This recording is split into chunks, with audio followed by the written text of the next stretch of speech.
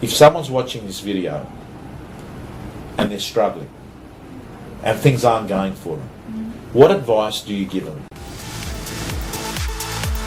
Hi everyone, it's Tom Panos and I've got a special treat. I've just spent 1 minute talking to Kirsten and I've got to tell you that she is a special chick. She is a special person. She's also one of the speakers at ARIC 2014 and I've just worked out why that is the case. Hi Kirsten, how are you? Good. So don't be shy, and you shouldn't be shy because I've just found out that you have written to date nearly 700 grand in gross commission. So you're on track for the 1 year, financial year 2014, to write over $1 million in commission, and you've only been in real estate for 2 years. Mm-hmm. That's amazing. It's surreal. Isn't that surreal? It's surreal. Like you've just come from working in the army, And you weren't making that money in the army. I was making $40,000 a year. Okay, so you've come from making 40 grand a year to now, Kirsten, making like a lot more, right? You can do the numbers, everyone. So Kirsten, let's have your background story. How old are you? 30. 30. Okay. You went out of school to the army. Yeah, straight away. Okay. What age was that? 18? 18. At 18? And what were you doing in the army? Driving Mack trucks. Okay. So you were driving trucks Yeah. in the army, Mhm. and now at age 28, you get into real estate, and somehow you're writing $1 million a year in gross commission. Mhm. Tell me what you learnt in the army. First of all, it helped me grow up. Yeah? It's turned me into who I am today, with all the discipline and structure around me. The way that I present is very different to the way I used to before I went into the army. How would you, what would you have looked like if I was talking to you 4 years ago? You look smart, glasses, Yeah. tailored clothes. Before I went into the army, I would have been short hair, Yeah. green hair. Just dressing like a bum, really. Right.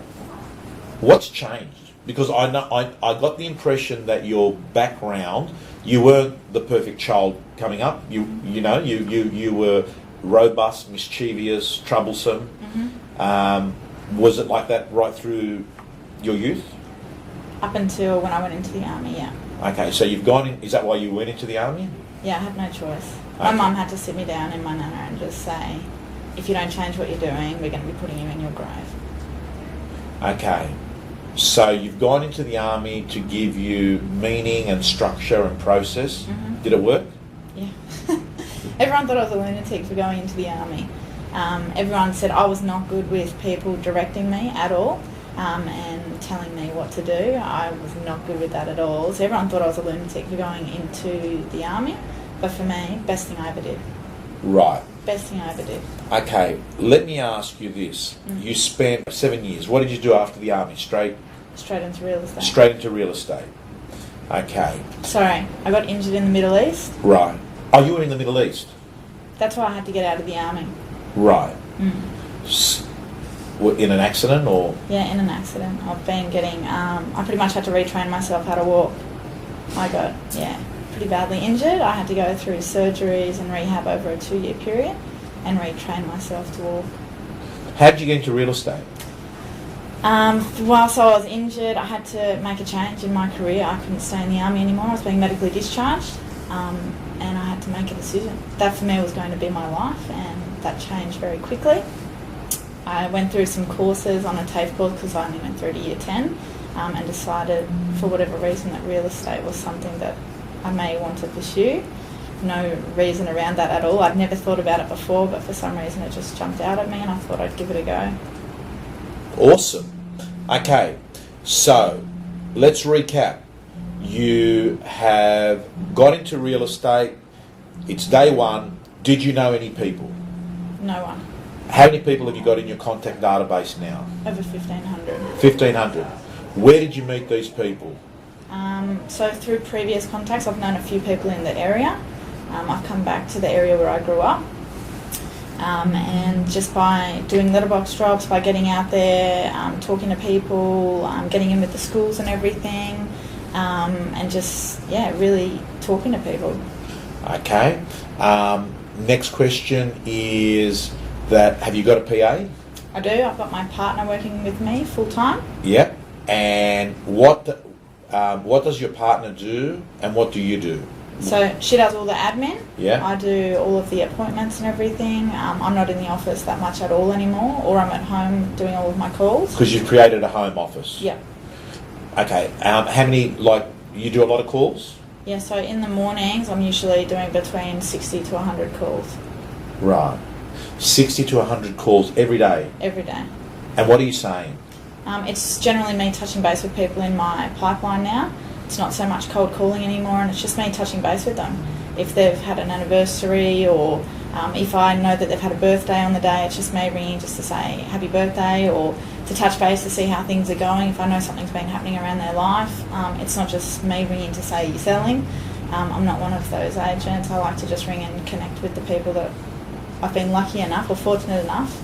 Okay, absolute gold, everyone. If you have a listen, I'm not calling them to ask them to give me their listing. I'm calling them to actually have a conversation that's going to make them feel closer to me.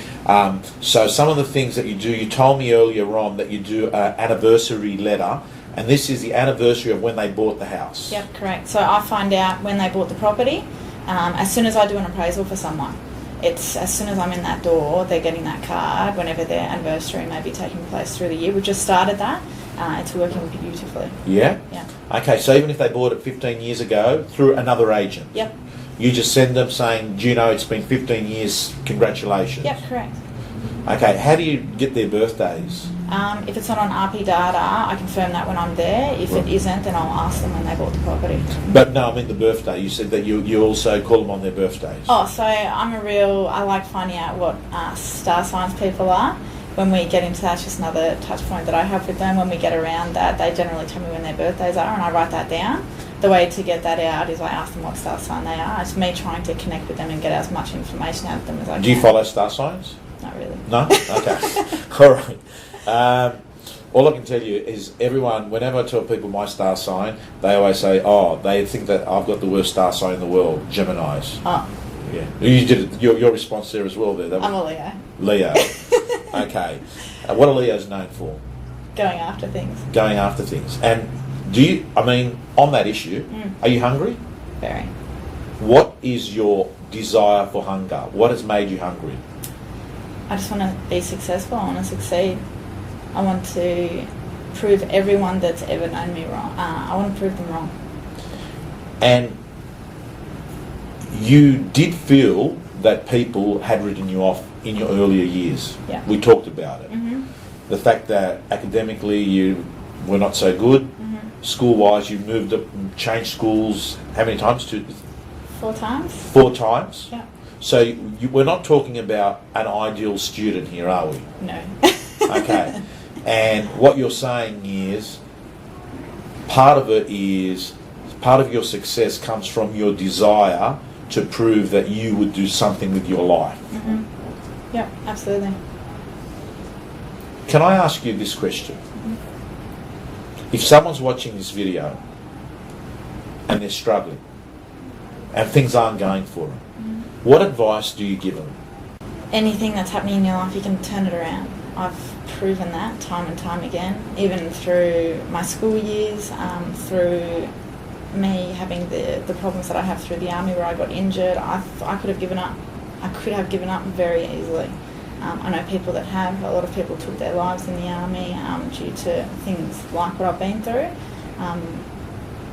For me, I can't do it. I can't give up. I will never give up. Okay. Good takeaway point. I know many of you have heard me say it before. Never let your personal history get in the way of your destiny. Do not be a victim in the past. So many people have used past events as excuses to move forward. Others have turned and they've actually been the gift that somersaults them. They've used a bad situation to actually help them achieve greatness. Do you think, Kirsten, that being a girl is harder to be successful in real estate? I've come from an industry where it's very male dominant. Right. From the army, so for me, I always had that I had to beat the boys. Right. I had to beat the boys. So you are competitive. Very. Kirsten, ideal week. What does your typical week look like? Typical week is calls in the morning. Yeah. Every single morning. How many calls would you make a week? If I'm doing between 60 and 100. What's that? 500 calls. 500 calls. Do you use a headset? Or I use my headphones. your headphones. Yeah. On you do it on your mobile. On my mobile. Most of your calls are on your mobile. Yeah. Okay. Next question I was going to ask you is, how many hours do you work? Whatever I have to. I don't limit that. Generally, I'm working from 8 in the morning to 8 at night, but sometimes it's longer than that. How many days a week? 6 days. You don't take a day off apart from Sunday? Mm-hmm. Okay. How do you relax? How do you switch off? Or do you switch off? Or I try to, but we all know in this industry it just doesn't happen. You try to, and then a phone call comes in. Relaxing for me is just spending time with my partner. We've just bought a new home together, which is something. Is it near the area that you service? It is. Right. But it's not in the vicinity. I wanted that breakaway. Right. I didn't want to live in the area where I work. I still like to get my mail in my pyjamas. And I know in this industry you'll know it's presentation, and for me I wanted that breakaway. Okay. What separates you from your competitors? I believe my competitors, from what I've seen and from what I've heard, they go in there and to them it's just another listing on their belt. For me, it's not about that. It's me helping the client as much as I can and doing whatever I can to, like I say to them, I want to make their dreams come true. I don't want to just get them a good price. I want that dream price. I go into all of my vendors' properties, and before we go on the market, I get them to put their dream price into an envelope, seal that, and then when I bring the contract to them with a figure on it, we open that envelope. Wow. Wow. So you get them at the time of the listing to put their dream price in an envelope, and what you're saying is that at the time of you getting a contract, you come back and say, let's open up that envelope. Before I show them the figure on the contract. You back yourself. Do. You have to. But more importantly, I love what you just said there.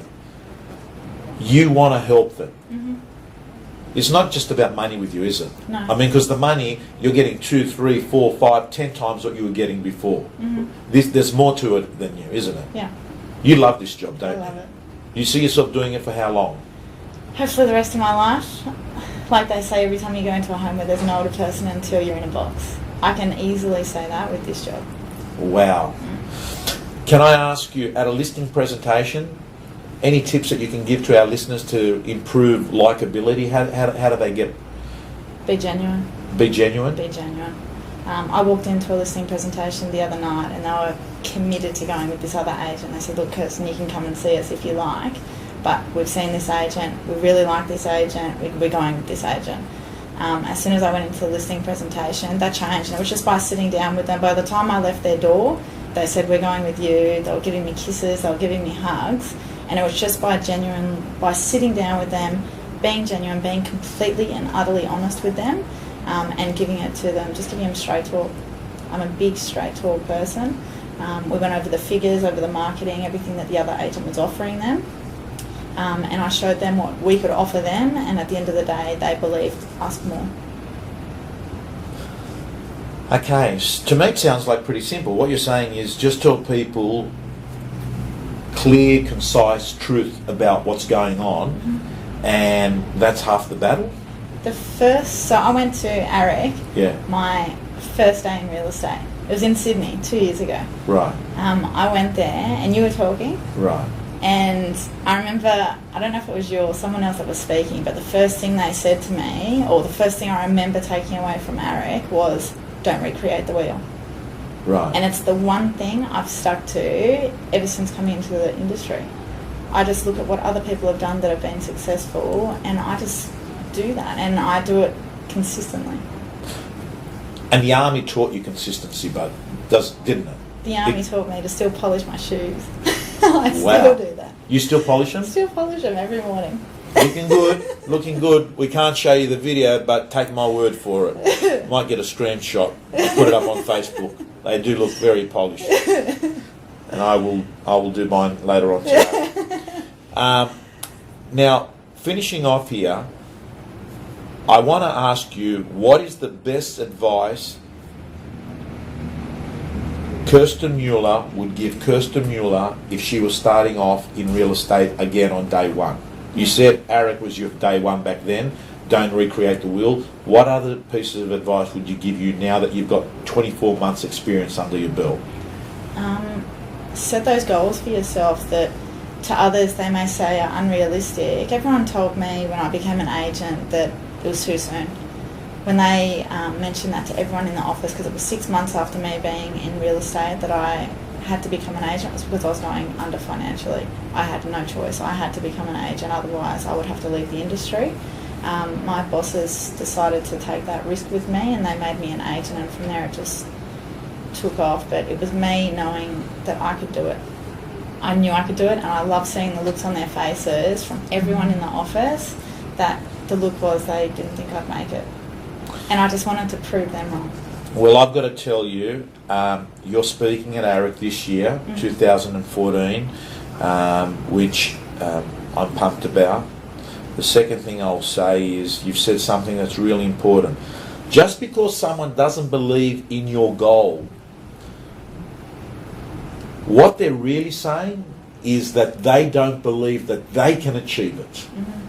And I don't think that that's a reason why you should actually lose faith in it. And one of the things I noticed, Kirsten, about the best people is they back themselves. And you can't control what other people say and do, but you can control your attitude and the direction that your life's going to take. And I've got to tell you, anyone that needed a shot of inspiration watching this video today would have got it, because anyone in 2 years that comes from the army, that's had pretty much not the ideal schooling, moved schools, you've had a lot of things happening in your life, and I'm not going to go into them on this video, but the fact that we're sitting here in 2014 and you're one of the leading female real estate agents in the country with only 24 months experience is an absolute credit to you. I have just been excited. I came here today to do training for your office, but I've got to tell you, my highlight was having this conversation with you. Thank you so much. We look forward to seeing you at ARIC. Thanks, Tom.